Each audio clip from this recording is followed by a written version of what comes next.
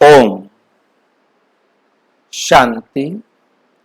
आज 22 सितंबर 2022।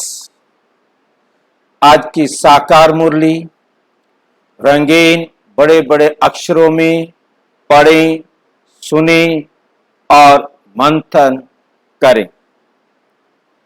आज की मुरली का सार, मीठा मीठा बाबा कहते, मीठे बच्चे जितना समय मिले सच्ची कमाई करते चलो, सच्ची कमाई करते चलो। चलते फिरते कर्म करते बाप की याद में रहना ही सच्ची कमाई का आधार। बैठ करके नहीं कहा, चलते फिरते कर्म करते बाप की याद में रहना ही सच्ची कमाई का आधार। क्या करना होगा हमें? चलना है तो बाबा की श्रीमत पर, कोई कर्म करना है तो भी बाबा की श्रीमत पर, कुछ बोलना है तो वो भी बाबा की।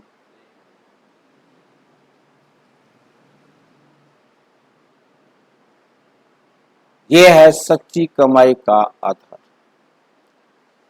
इसमें कोई तकलीफ नहीं, बोलना तो है। आप चाहे गंदा बोलो, आप चाहे व्यर्थ बोलो, आप चाहे अच्छा बोलो, चाहे आप बाबा की श्रीमत पर बोलो, बोलोगे तो सही, कर्म तो करोगे। अब ये हमने डिसाइड करना है कि हम कैसा करना चाहते हैं, और इसमें कोई तकलीफ है नहीं। ऐसे करो, वैसे करो, वैसे करो। खानी तो रोटी है ना, हाथ में खा लो, प्लेट में डाल के खा लो, सजा के खा लो, जैसे मर्जी खा लो, पेट तो भरना है।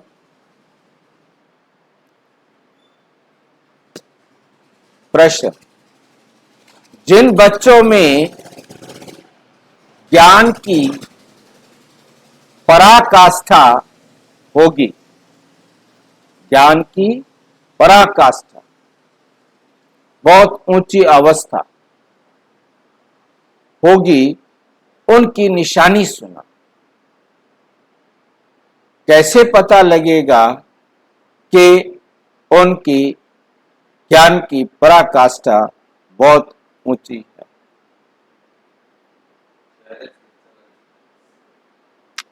उत्तर, जिनमें ज्ञान की पराकाष्ठा होगी उनकी सब कर्म इंद्रियां शीतल हो जाएगी, उनकी सारी कर्म इंद्रियां शीतल हो जाएगी। आंखें सिर्फ वो देखेंगी जो बाबा कहता है, आत्मा के सिवाय उसे कुछ दिखाई नहीं देता। आंखें खराब, शीतल। कान वो सुनेंगे जो बाबा कहता है, व्यर्थ की बातें सुनने का टाइम नहीं।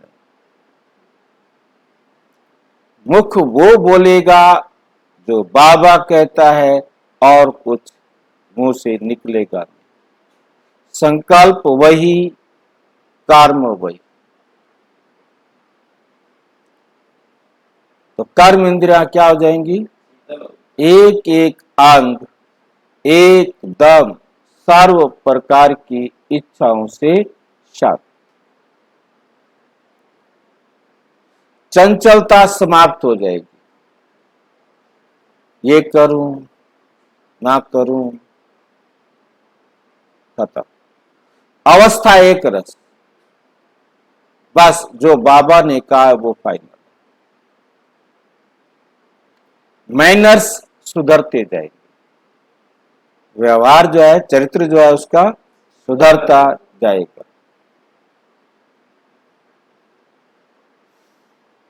प्रश्न, शिव बाबा की याद में बुद्धि, शिव बाबा की याद बुद्धि में यथार्थ नहीं है, यथार्थ नहीं है, तो रिजल्ट क्या होगी? शिव बाबा की याद बुद्धि में यथार्थ नहीं है, तो रिजल्ट क्या होगी?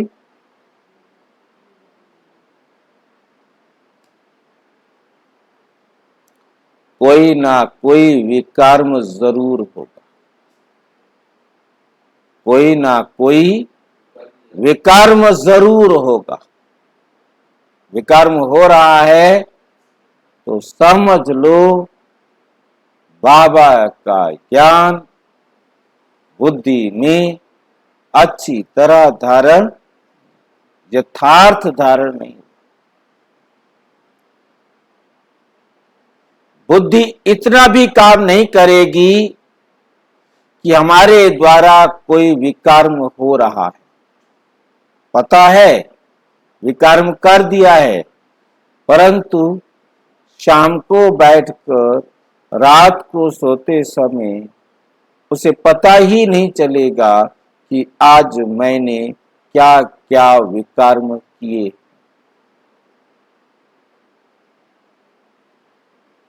और कहने को कहेंगे मैं ब्रह्मा कुमार।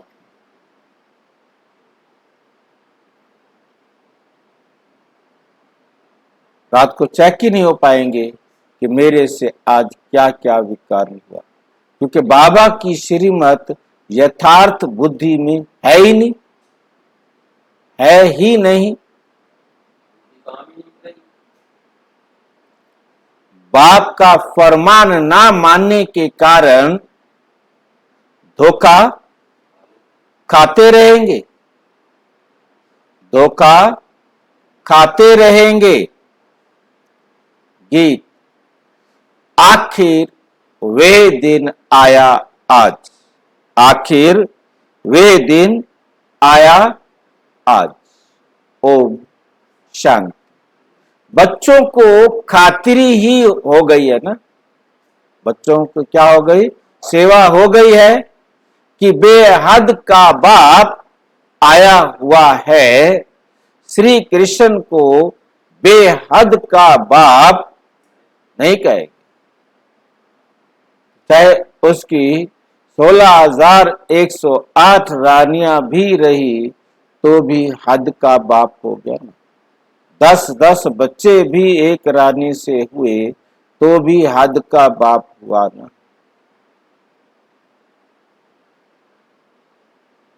ये गीत तो यहां के नाटक वालों ने बनाए हुए। महाराज धीराज, महाराज अधिराज श्री कृष्ण के लिए कहते हैं। बाप कहते हैं मैं तो नहीं बनता, ना महाराज बनूं ना अधिराज बनूं, तुम बच्चों को बनाता हूं। तो इन गीतों से भी कुछ ना कुछ अच्छा अर्थ निकलता है, इन गीतों से भी कुछ ना कुछ अच्छा अर्थ निकलता है। बेहद का बाप गरीब निवाज जरूर है। जिस भारत को साहूकार बनाते हैं वे भारत अब गरीब बन गया है। भारत में ही उनका जन्म होता है और कहीं उनका जन्म गाया हुआ नहीं है। परमात्मा का अवतरण जन्म भारत में ही गाया।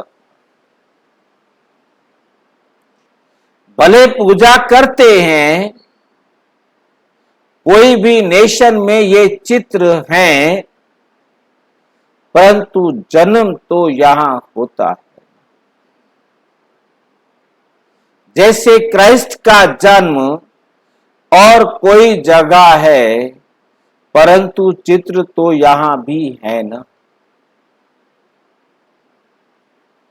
तो भारत को गॉड फादर का बर्थ प्लेस कहा जाता है।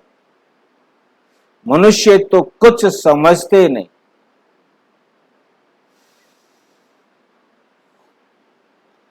वे तो ईश्वर को सर्वव्यापी कह देते हैं।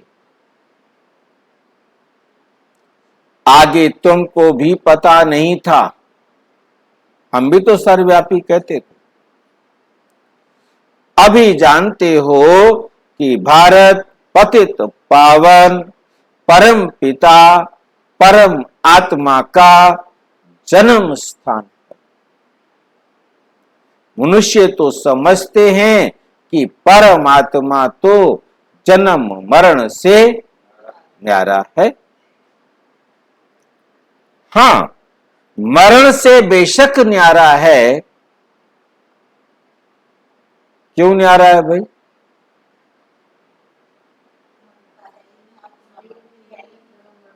हाँ जी, क्योंकि उनका अपना शरीर तो है नहीं। बाकी जन्म तो होता है ना, जन्म होता है, मरता नहीं है। ये तो अलग बात है।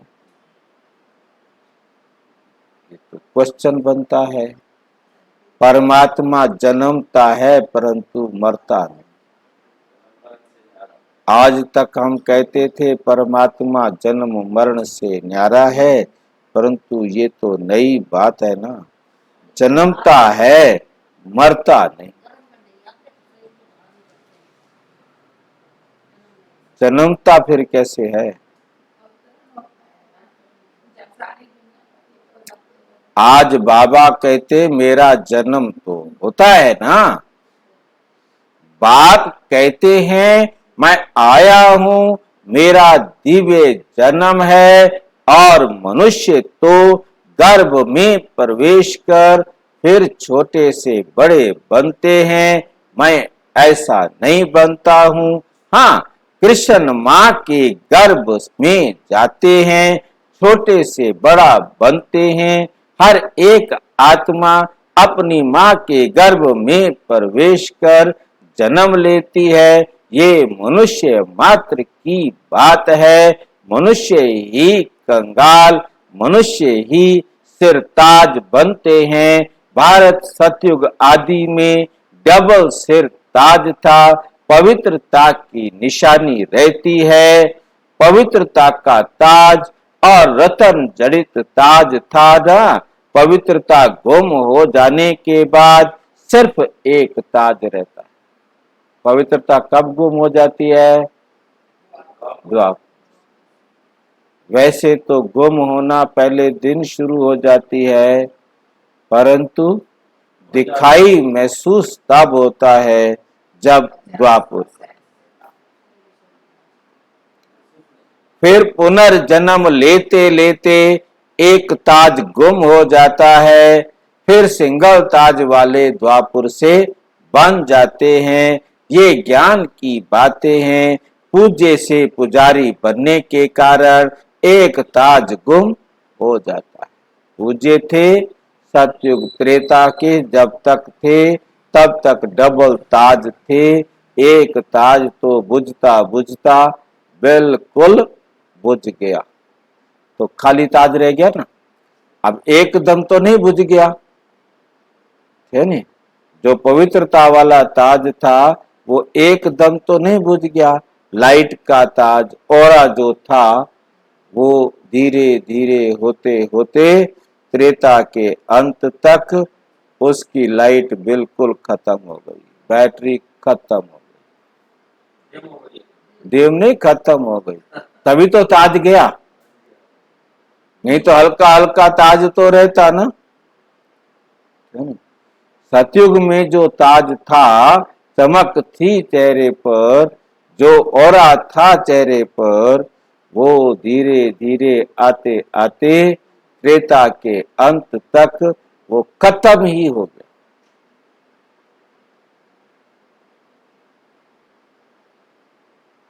तो क्या रह गया? एक ताज।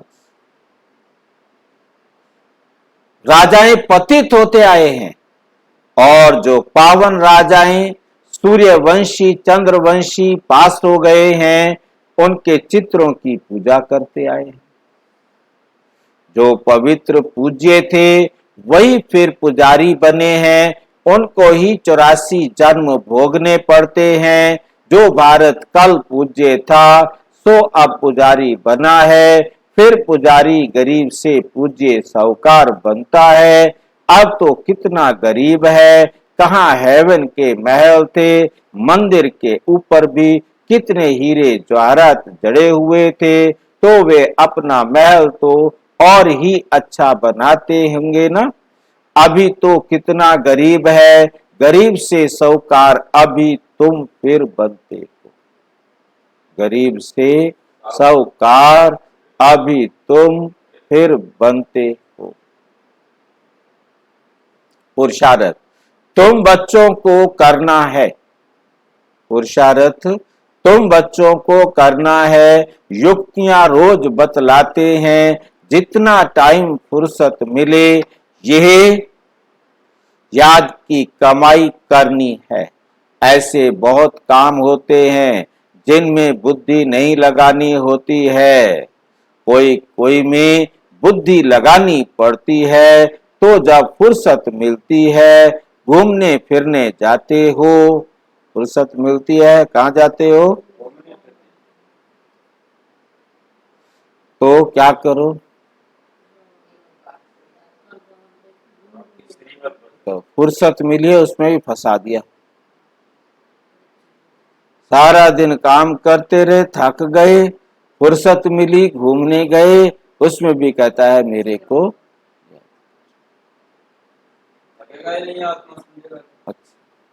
अच्छा लगेगा, अच्छा लगेगा, उड़ता रहे। ये कमाई बहुत करनी है। चलते फिरते भी क्या कमाई करेंगे, हम घूमने जा रहे हैं पार्क में, थक गए थे काम करते करते, पार्क में भी कोई कमाई होगी?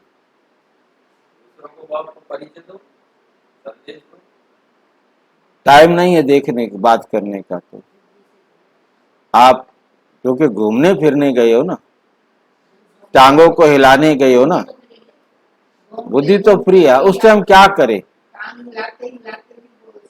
नहीं, चलते फिरते उनके पास, दुनिया के पास भी तो टाइम नहीं है ना। दृष्टि तो हम पवित्र रख सकते हैं, दृष्टि तो हम पवित्र रख सकते हैं ना। तो पवित्र दृष्टि से देखना भी सेवा, क्योंकि दृष्टि पवित्र हम रख रहे हैं तो भी बाबा याद है, क्योंकि बाबा की डायरेक्शन है ना कि सबको आत्मा देखो। हमने देह देखा तो बाबा याद नहीं है। मतलब बोलने का टाइम नहीं है। आप घूमने जा रहे हो, आप सैर करने जा रहे हो, है नहीं, जो शरीर के लिए जरूरी है, बोल भी नहीं सकते, परंतु संकल्प तो, दृष्टि वृत्ति तो पवित्र रख सकते हैं ना। नहीं रख सकते? उसमें कोई जोर तो, बाबा जोर वाला काम तो नहीं दे रहा ना। क्या आप किसी को पकड़ के कहो जी नहीं आजा मैं तेरे को कोर्स कराऊं, तो क्या मेरे पास ना है टाइम? नहीं नहीं आजा आजा 5 मिनट। अरे भाई क्यों सिर खा रहे हैं? आपकी रोजाना सैर करते वक्त पवित्र दृष्टि और वृत्ति भी उनको सतयुग में आने के लिए मजबूर कर सकते।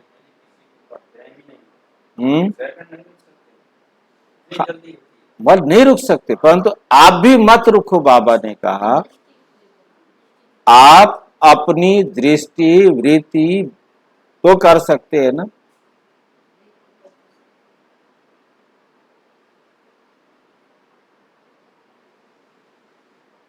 ये कमाई बहुत करनी है, ये है सच्ची कमाई, ये है सारा दिन काम करते भी यही है। ये हमें जरूरत थोड़ा है कि हम उनको कहे कि आ जाओ बैठो ज्ञान सुनो। उनके साथ व्यवहार करते वक्त दृष्टि तो पवित्र रखे ना, रूहानी रखे ना, चाहे वो कोई भी हो, जिसके भी संपर्क में है, पड़ोस में, मोहल्ले में, रोड पर कुछ भी करते, हम अपनी दृष्टि और वृत्ति को और स्मृति को, संकल्पों को तो शुद्ध रखे ना। हम कुछ भी कर रहे हैं, उठ गए हैं, चल रहे हैं, खाना खा रहे हैं, नहा रहे हैं, संकल्प तो चलते हैं ना, ये सच्ची कमाई है। बाकी तो वे है अल्पकाल के लिए झूठी कमाई। ये शिक्षा तुम बच्चों को अभी ही मिलती है। तुम जानते हो कि हमको बेहद के बाप से बेहद का वर्षा लेना है, इसमें कोई भी तकलीफ नहीं, इसमें कोई भी तकलीफ नहीं। घर बार भी छुड़ाते नहीं, कहते उसी घर में रहो। तंग करते हैं, लड़ाई करते हैं, झगड़ा करते हैं, वही रहो। क्यों?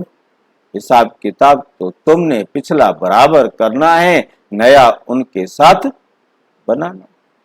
सिर्फ कहते हैं, बस सिर्फ कहते हैं, बच्चे विकार में नहीं जाना। इस पर ही अक्सर करके झगड़ा चलता है। और सत्संगों में ऐसे झगड़े थोड़े ही होते हैं, वहां तो जो सुनाया वे सत्य सत्य कहकर चले जाते हैं। झगड़ा यहां होता है। इस रुद्र ज्ञान यज्ञ में असुरों के विघ्न जरूर पड़ेंगे। अबलाओं पर अत्याचार होते हैं, जैसे द्रौपदी को भी दिखाते हैं। पुकारा है कि बाबा हमें ये नंगन करते, इनसे बचाओ। बाप की तो शिक्षा है कि कभी भी नंगन नहीं होना है। जब एक रस अवस्था हो जाए तब ये कर्म इंद्रियां शीतल हों, तब तक कोई ना कोई चंचलता चलती रहेगी। जब तक ज्ञान की पराकाष्ठा हो, बुद्धि में ये ख्याल रहे कि हमको कंपेनियन हो रहना है, कंपेनियन बाबा के साथ रहना है, अर्थात बाबा की श्रीमत की अंगुली पकड़ कर चलना है। बाकी ऐसे नहीं संग संग चलते हैं बाबा मेरे, ऐसे नहीं चलता है बाबा संग संग। बाबा संग संग तब है जब मैंने बाबा की श्रीमत की अंगुली पकड़ी हुई है।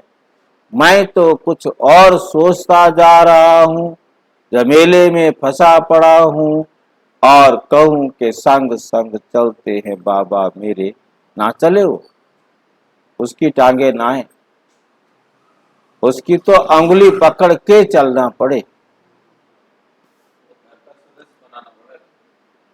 24 घंटे का घर का सदस्य नहीं, परमानेंट अपना साथी, और कोई साथी नहीं है, और किसी की अंगुली पकड़नी नहीं, और कोई कुछ बोले सुनना भी नहीं। सिर्फ वही सुनना है जो बाबा कहता है, उतना सुनना है जितना बाबा कहता है। विलायत में बहुत बूढ़े वानप्रस्थी होते हैं, समझते हैं पिछाड़ी में कौन मालिक बनेंगे, बाल बच्चे तो है नहीं, इसलिए पिछाड़ी में कंपेनियन बना लेते हैं, फिर भी कुछ उनको देकर चले जाते हैं। तुम लोग तो अखबारें पढ़ते नहीं हो, अखबारों में समाचार बहुत आते हैं, तुम बच्चों को कोई वह पढ़ना नहीं है। बाप तो कहते हैं कि कुछ भी नहीं पढ़े हो तो अच्छा है, कुछ भी नहीं पढ़े हो तो अच्छा है, जो कुछ भी पढ़े हो वे भूल जाओ। हमको बाप ऐसा पढ़ाते हैं जो हम सच्ची कमाई कर विश्व के मालिक बन जाते हैं। बाप कहते हैं hear no evil, see no evil, do no evil, talk no evil, last think no. ये तुम्हारे लिए है, ये 5 बातें क्या हैं? तुम्हारे। और इविल क्या होता है? जो बाबा से अलग है वो इविल है, जो बाबा की श्रीमत से अलग है वो इविल है। अभी तुम बच्चे मंदिर लायक बन रहे हो, तुमको ज्ञान सागर बाप मिला है तो उनको ही सुनना पड़े, दूसरे को तुमको क्या सुनने की दरकार है? क्या सुनने की जरूरत है दूसरे किसी की? मनुष्य टीचर के पास, गुरु के पास जाते हैं तो गुरु कभी ऐसे कहते हैं क्या कि काम विकार में नहीं जाओ? और कोई भी नहीं कहता। वो कहता पढ़ाई इसलिए कर रहे हो, जीवन का मकसद यही है, शादी करो, बच्चे करो, पैसे कमाओ, हमारे को दो, हम तुम्हारे सारे पापों को क्या करा देंगे? दूर कर देंगे, चिंता मत करो। नहीं, पीछे दे देना, बस पैसे दे देना, आपका सब काम ठीक, आगे हम संभाल लेंगे। ये नहीं कि कोई भी किसी दूसरे के कर्म का फल नहीं लेता।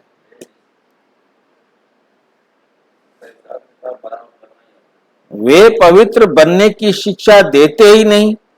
कोई को वैराग्य आता है तो वे घर बार छोड़कर भाग जाते हैं।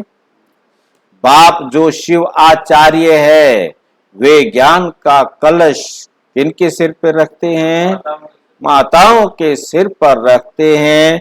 बाकी इस पतित दुनिया में लक्ष्मी कहां से आई?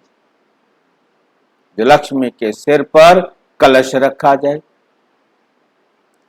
लक्ष्मी नारायण तो सतयुग में होते हैं, अभी शिव बाबा इन द्वारा बैठ समझाते हैं।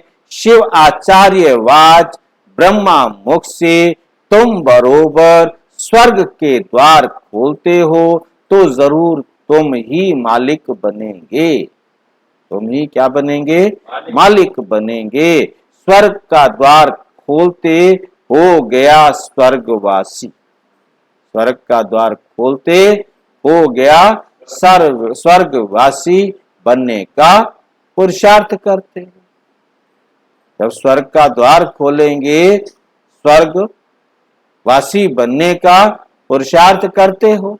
तुम्हारा पुरुषार्थ ही है नरकवासी मनुष्यों को स्वर्गवासी बनाना। कैसे बनाते हैं? चलते फिरते उठते बैठते कर्म करते दृष्टि वृत्ति संकल्प बोल से सारा दिन क्या रहे? बाबा की श्रीमत। बैठ करके याद करने के लिए कभी नहीं कहा। आज की मुरली में मना कर दिया, नो सिटी। बाबा की श्रीमत पर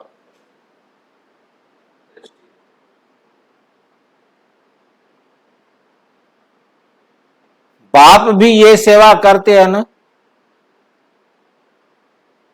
पतित से पावन बनना तुम्हारा भी यही धंधा है। जो बाप का धंधा आत्माओं को स्वर्गवासी बनाओ, क्योंकि बाबा ने तो डायरेक्शन दे दिया, बाबा थोड़ा बनाएगा, बनाएंगे तो हम ना।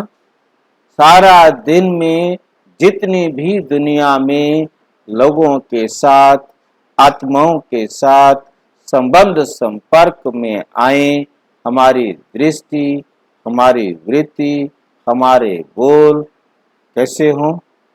पवित्र। तो वो सारे स्वर्गवासी बन जाएंगे।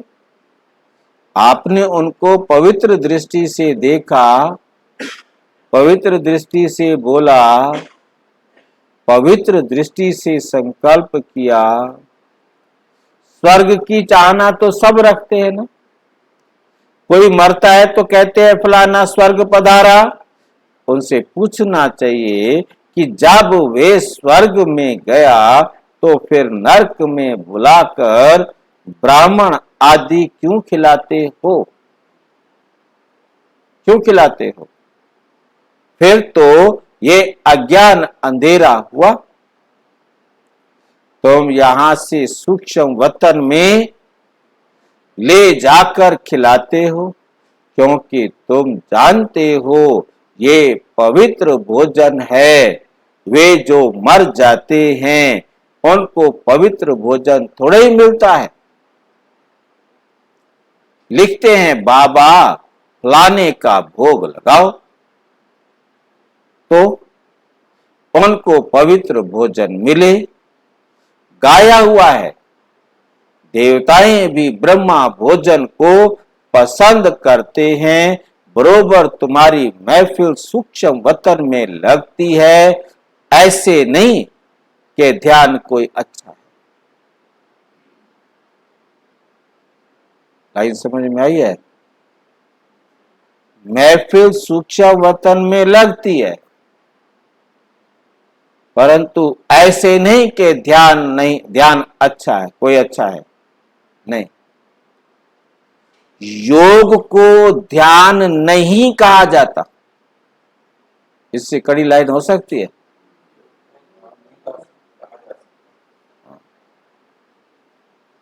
योग ध्यान नहीं है तो ध्यान भी योग नहीं है।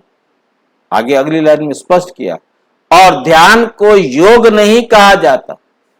ध्यान अलग चीज है और योग वंडरफुल मुरली है ना, आंखें खोलने वाली मुरली है ना। दुनिया तो ध्यान में बैठी रहती है, समझती है योग हो रहा है।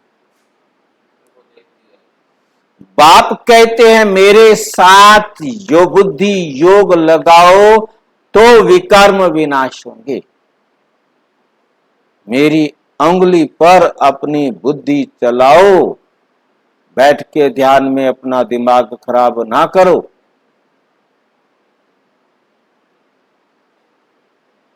बाप कहते मेरे साथ बुद्धि योग लगाओ तो विकर्म विनाश होंगे। वैकुंठ में जाकर रास विलास करते हैं, वो कोई कमाई नहीं है। मुरली तो सुन नहीं सकते, मुरली तो सुन नहीं सकते। ये भोग आदि तो एक रस्म रिवाज है, ड्रामा अनुसार। बाकी ये कोई मनुष्यों की रस्म रिवाज और संगम युगी ब्राह्मणों की रस्म रिवाज में रात दिन का फर्क है। यहां से जाकर सूक्ष्म वतन में खिलाते हैं। इन बातों को जब तक नए समझे नहीं तब तक संशय उठता है। हम कहेंगे ड्रामा अनुसार इसकी तकदीर में नहीं है तो संशय पड़ा और चला गया। फिक्र की कोई बात नहीं, इनकी तकदीर में नहीं था। पहली बात भूल जाते हैं कि हमको बाप से वर्षा लेना है।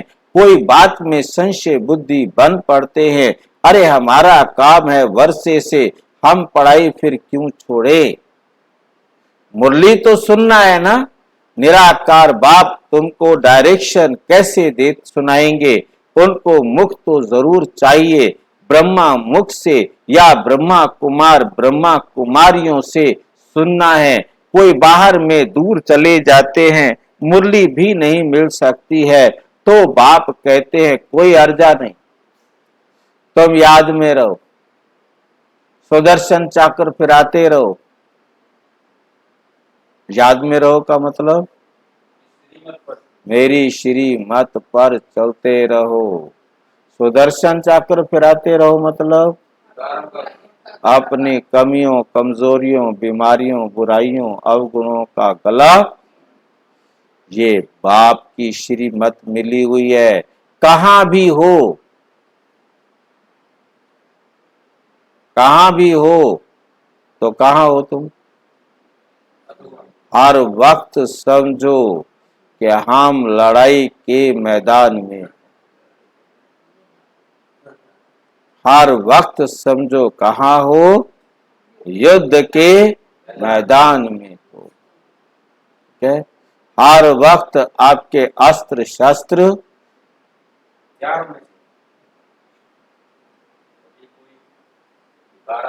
ये नहीं वो तो मैं घूमने फिरने आया था इसलिए घर रखाया था। 24 घंटे आप क्या हो, चाहे सो रहे हो, चाहे जाग रहे हो, चाहे खाना खा रहे हो, हथियार अपने साथ। ड्रामा की ढाल, ज्ञान की तलवार, योग का कवच। ठीक है? यह हर वक्त क्या रहे,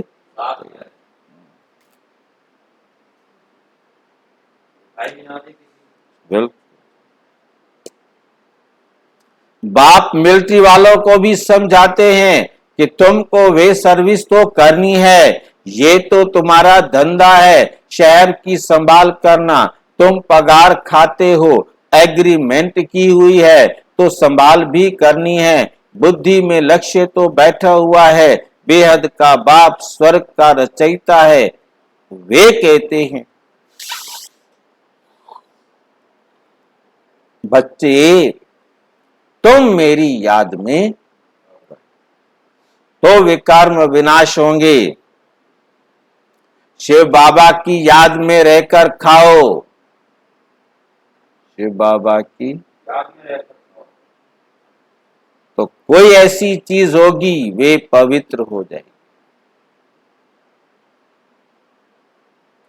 शिव बाबा की याद माना, क्या करेंगे? खाते हुए क्या करेंगे? पूछ लिया, फिर क्या करेंगे? हाँ जी, बाबा के शरीर को खाना खिलाना, मैं आत्मा बाबा के शरीर को। ये तो कहने तक हो जाएगा, अगले सेकंड तो फिर खत्म।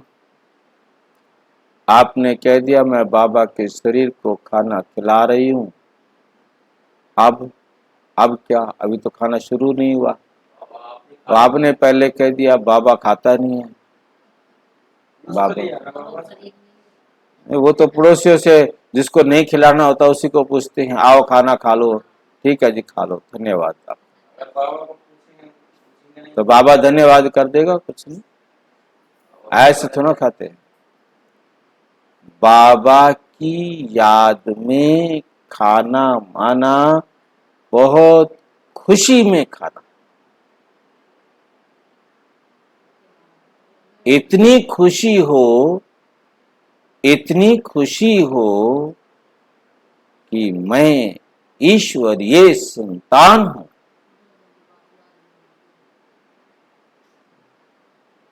और उसकी खुशी हो। बाबा को याद करने के लिए रुकने का मतलब भी यही होता है कि अपने आप को खुशी से भरना कि मुझे सारे संसार के मालिक ने चुना है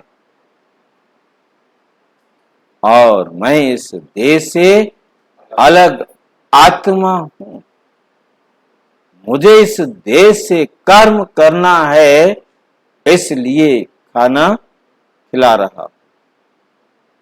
और ये नशा, ये स्मृति बनी रहे पूरा खाना होने तक, उसके बाद भी।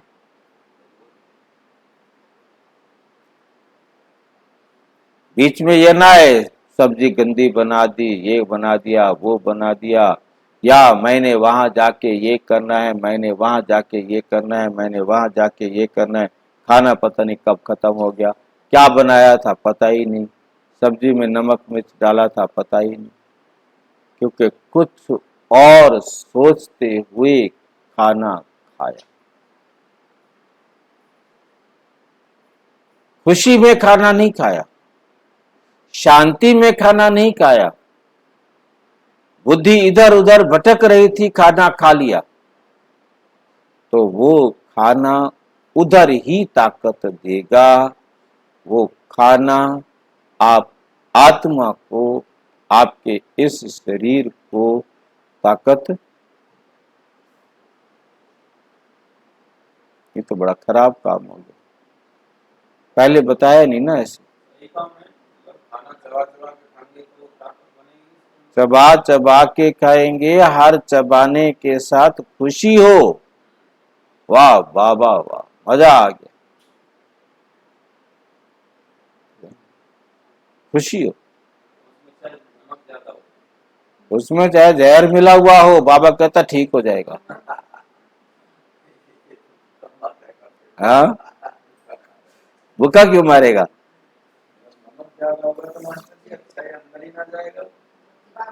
जहर मिला होगा तो भी अंदर जाएगा और आपका कोई नुकसान नहीं होगा, क्योंकि आपकी खुशी के कारण आपके ब्रेन से निकला हुआ अमृत उस जहर को खत्म। परंतु अमृत निकला हो, आप खुशी नहीं हो, तो फिर तो वो मारेगा ही मारेगा। शिव बाबा की याद में रहकर खाओ तो कोई ऐसी चीज होगी, वो भी पवित्र हो जाएगी। वो भी क्या हो जाएगी? पवित्र हो जाएगी। जितना हो सके परहेज भी रखनी है, लाचारी हालत में बाबा को याद करके। ये लाचारी हालत आ गई है तो बाबा की याद में खाओ।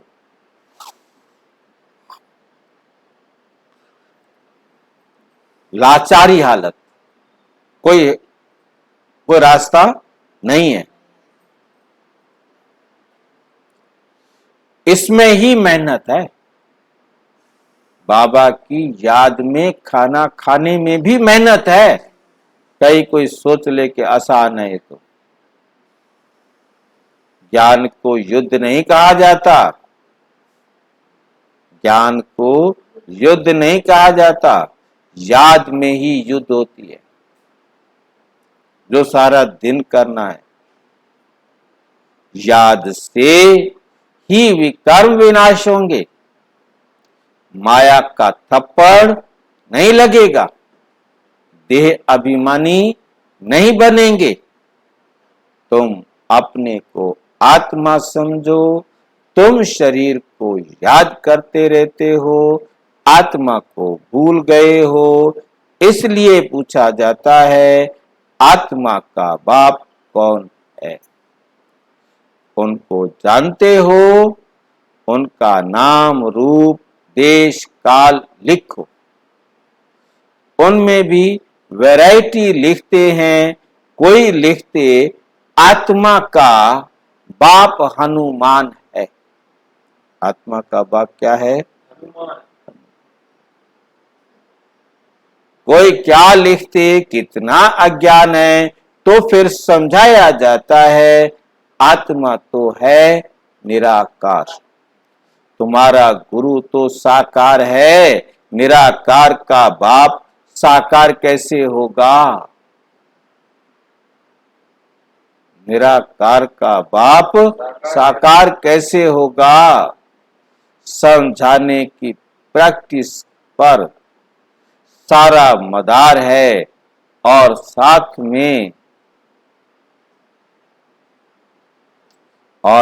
में क्या चाहिए? मैनर्स भी अच्छे।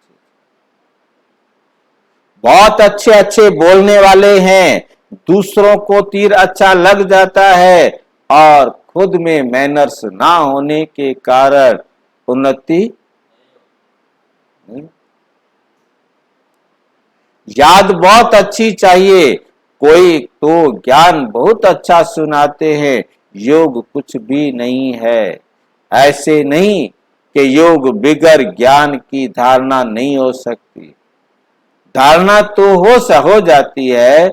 समझो किसको हिस्ट्री ज्योग्राफी सुनाते हैं वे तो झट बुद्धि में बैठ जाएगा।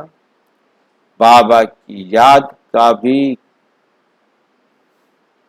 बुद्धि में नहीं होगा तो महीने 2 महीने में वापस आ जाते, उसी जिंदगी वही सब कुछ। मांस मदिरा भी खाते होंगे,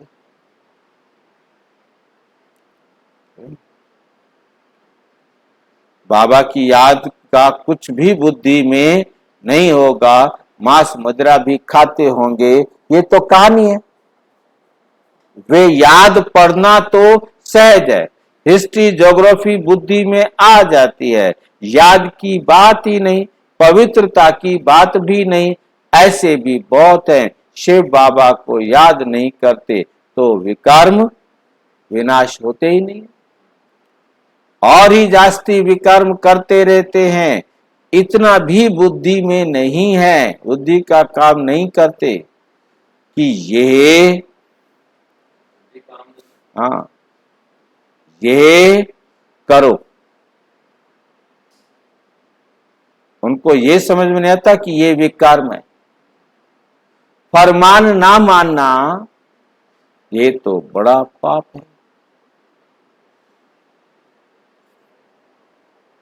शिव बाबा का फरमान है ना कि ये करो, उनका फरमान नहीं मानेंगे तो बड़ा धोखा खाएंगे।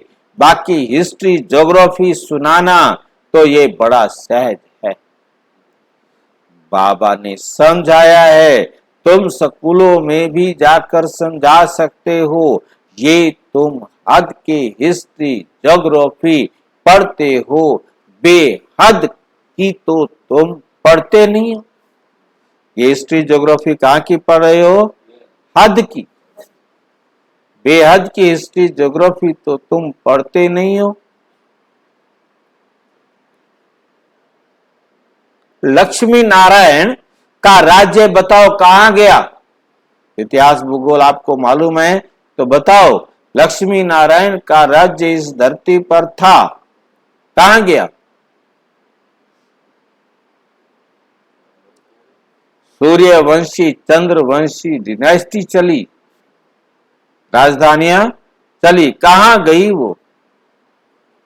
क्यों गई वो?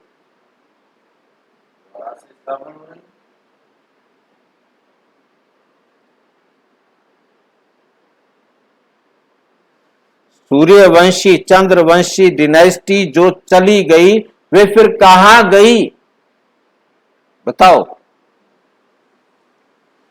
उन्हों का राज्य किसने छीना?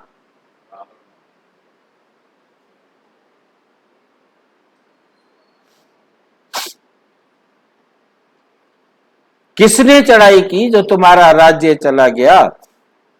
तुम बच्चे ही जानते हो कि ये चक्र कैसे फिरता है।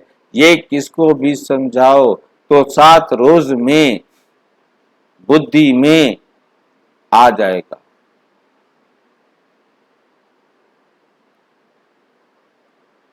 परंतु मैनर्स नहीं है। ऐसे नहीं कि विकार में जाने से हिस्ट्री ज्योग्राफी को भूल जाएंगे। विकार में जाने से हिस्ट्री ज्योग्राफी नहीं भूलेंगे। सारी बात योग की मुख्य है। योग में ही माया धोखा देती है। तुमको सर्वगुण संपन्न 16 कला संपूर्ण निर्विकारी मर्यादा पुरुषोत्तम करना।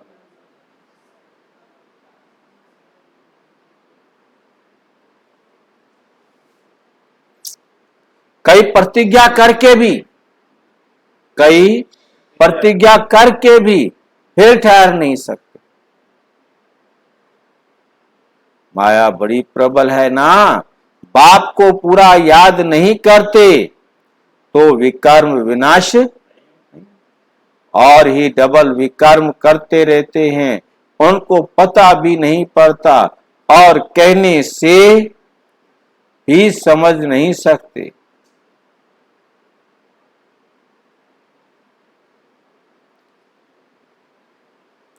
तुम बड़े बच्चे जानते हो कि बाप गरीब निवाज है, रहम दिल है। हम बच्चों को खास और सबको आम समझाते रहते हैं। इन पर्टिकुलर खास हम सुखधाम में जाते हैं, इन जनरल आम सारी दुनिया में।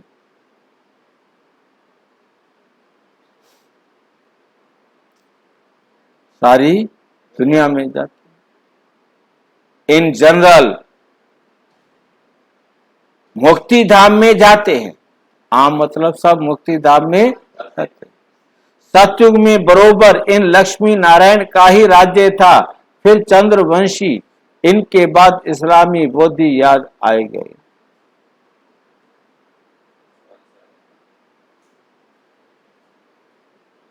तो वे आदि सनातन देवी देवता धर्म गुम हो गया है। बेड ऑफ बड़ का झाड़ कलकत्ता में है ना, जाकर देखो। बाबा कहते फाउंडेशन है नहीं, सारा झाड़ खड़ा है। ये भी ऐसे है, अब फिर से स्थापना हो रही। अच्छा, मीठे मीठे सिक्की लदे बच्चों प्रति माता पिता बाप दादा का याद प्यार और नमस्ते।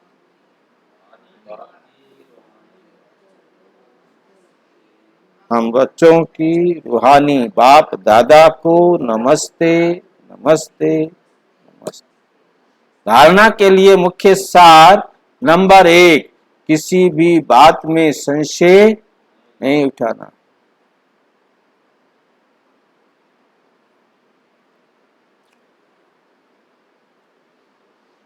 पढ़ाई नहीं छोड़नी है, बाप और वर्षे को याद करना है, एक बाप से ही सुनना है, बाकी जो पढ़ा है वे सब भूल जाओ। Hear no evil, see no evil, do no evil, talk no evil, think no evil.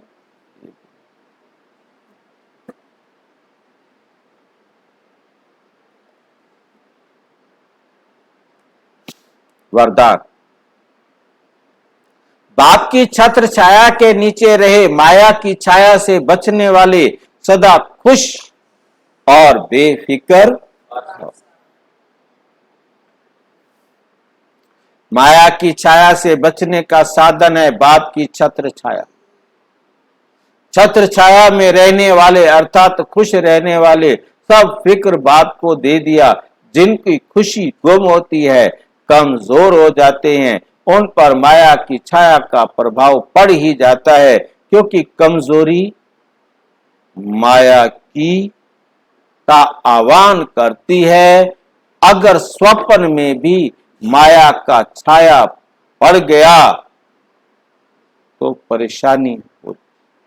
परेशान होते हैं। युद्ध करनी पड़ेगी, इसलिए सदा बाप की छत्र छाया में रहो। युद्ध में क्या करेंगे आप? शाद ही छत्र छाया, बाबा की छत्र छाया में रहो, ताकि माया कुछ भी ना कर सके। अच्छा, स्लोगन है, जिनका मुरली से प्यार है वही मास्टर मुरलीधर है।